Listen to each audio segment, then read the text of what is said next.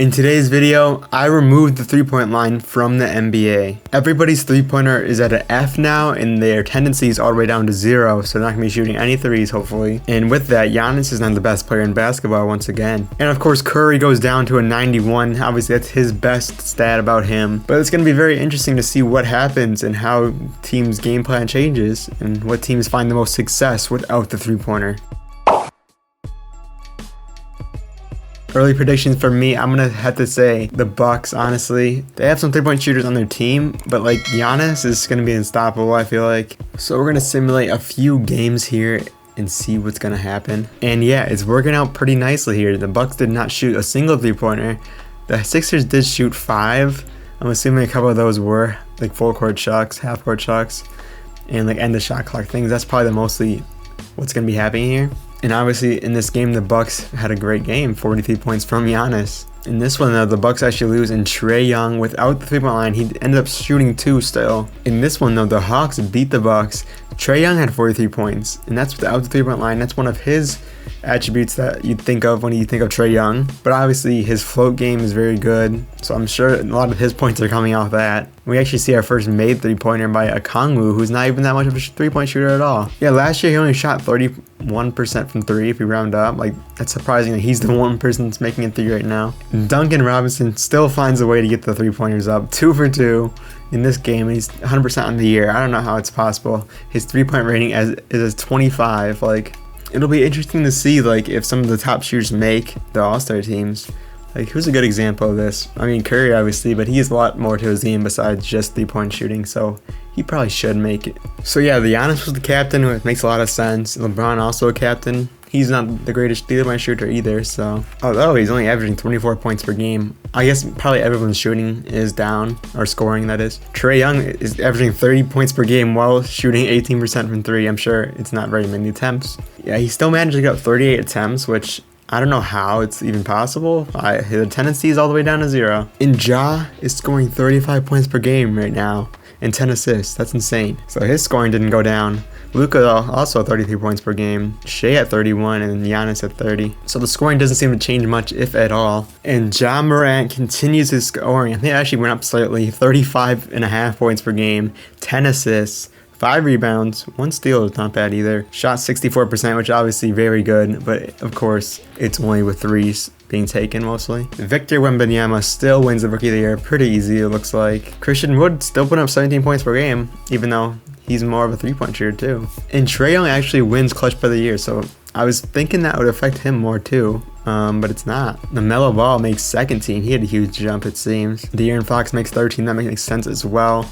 So here's what the playoff picture is looking like in the East. The Pistons actually made the 8th seed. Obviously, at the play-in game still, but that's really good for them. Prediction is probably off because the Bucks are hated once again. I always say this, but it's true. And Grayson Allen is their starting 2, who really does not benefit from this video at all. It takes a huge hit. And the Knicks were the 1 seed in the East, which is a little bit surprising, honestly. The Grizzlies and Lakers tied for the best record in the West with 60 wins. And they're starting Conchar, who's a 69 overall. I don't know what happened there. The Lakers picked up Yusuf Nurkic for a backup big. The Suns were the top 3 team with 55 wins. The Thunder did pretty good too with Shea. He's obviously doesn't rely too much on the 3 ball. Zion is probably hammering inside, which he does best. 70% from the field basically. Wow. And oh my goodness, the Warriors. They're one of the best 3-point shooting teams of all time. They even traded for Zach LaVine mid-year, which is insane, but it's not helping you because he's also a pretty good 3-point shooter as well. And yeah, that's really tough. The Warriors are the worst record in the West and maybe even in the league. Curry put up 27 points per game, basically only 5 assists, and he shot 20% from 3 still, which honestly is not bad for having a 25 3-point shot. He shot 172 threes. That is insane that happens. I literally turned off his tendencies. Like, how is he shooting? I don't know. But obviously it did not lead to success for them. So we're going to simulate round 1 here and see who's advancing. And actually, before we do that, I want to see how many 3-point shots people are taking, or teams are. So the Warriors led the league, and that's why they're the worst team. 5 3-pointers per game. Most of that was probably from Curry and Clay. And the Cavs, they shot 0.2 per game, and they had the best percentage. So that just shows you don't want to be taking threes when I turn it off for you. So the Bucks get eliminated. That was my pick. It's very unfortunate. And the Bulls eliminate the Sixers in 7. The Sixers, they aren't like a crazy 3-point shooting team. I mean, they do benefit from it, but who did the Bulls trade Levine for? They traded for Draymond. That's exactly the type of player you want in this challenge. And they also acquired Chris Paul. Oh wait, it was Chris Paul and Draymond for Zach LaVine and maybe another piece, because that's a lot of contracts. That was a pretty good trade, honestly, for the Bulls. I mean, if they want to win this year, because they're trading for 2 older players. But no upsets in the Western Conference there. Let's submit one more round and see what happens. And the Lakers just blew a 2-0 lead. And Phoenix wins 4 straight. Yeah, this Sun team would be really good because they don't even need to rely on the 3. They can just hit their middies and other shots like that, and they'll be just fine with these elite talent up top. And Ja Morant is probably going crazy. 33 points per game in this playoff run and 11 assists. Very good from him. And Conchar, even at a 69 overall, is putting up 50 points per game in the elimination game. I don't know how it's happening, but it is. Simulate this round. We'll make sure to stop it if it gets close, and I didn't. But KD wins the Conference Finals MVP with 31 points per game. Tatum, 28 points per game, wins it for the Celtics. So Suns versus Celtics. We'll see if we can hop into a game, at least one here. And the Suns are having a good game so far, up by double digits. And it's pretty much it. The Suns get a pretty comfortable victory with Devin Booker. 43 points, only missed 3 shots. Very efficient from him.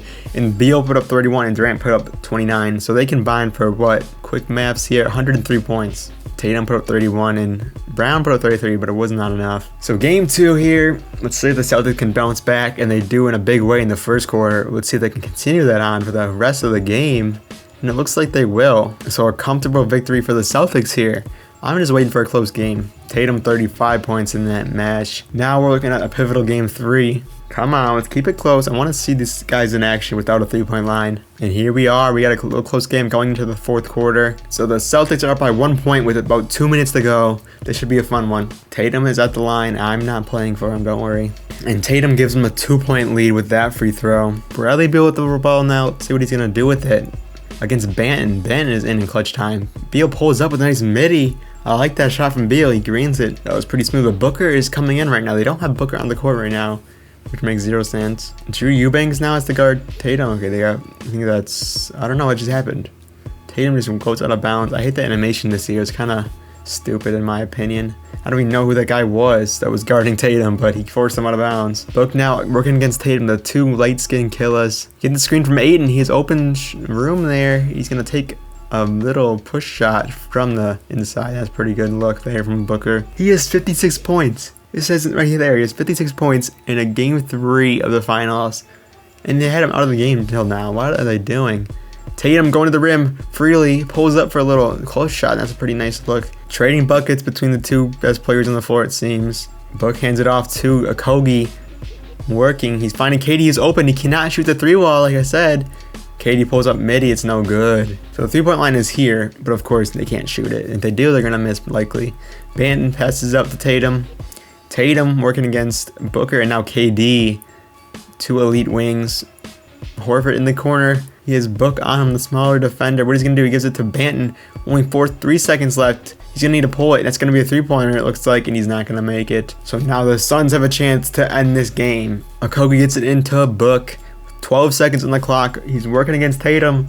Aiden coming to screen. 4 seconds. 3 seconds. 2 seconds. Book, step back. 3. Oh my God, he airballs.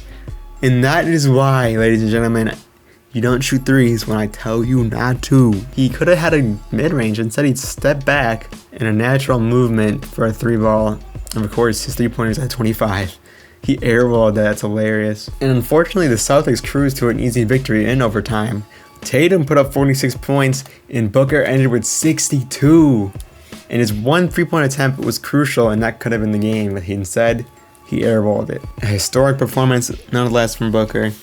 But unfortunately, it ends in an L. So now it's a really crucial game for the Phoenix Suns in Game 4. And they're off to not the best start there in the first quarter. And it looks like they're not going to be able to come back. They're only down by about 20 now, yeah. So the Suns go down 3-1. We've seen teams come back before from this, but after that performance, I'm not sure. And this could be it for the Suns. Suns, they're having a good first half so far, up by about 9 points there.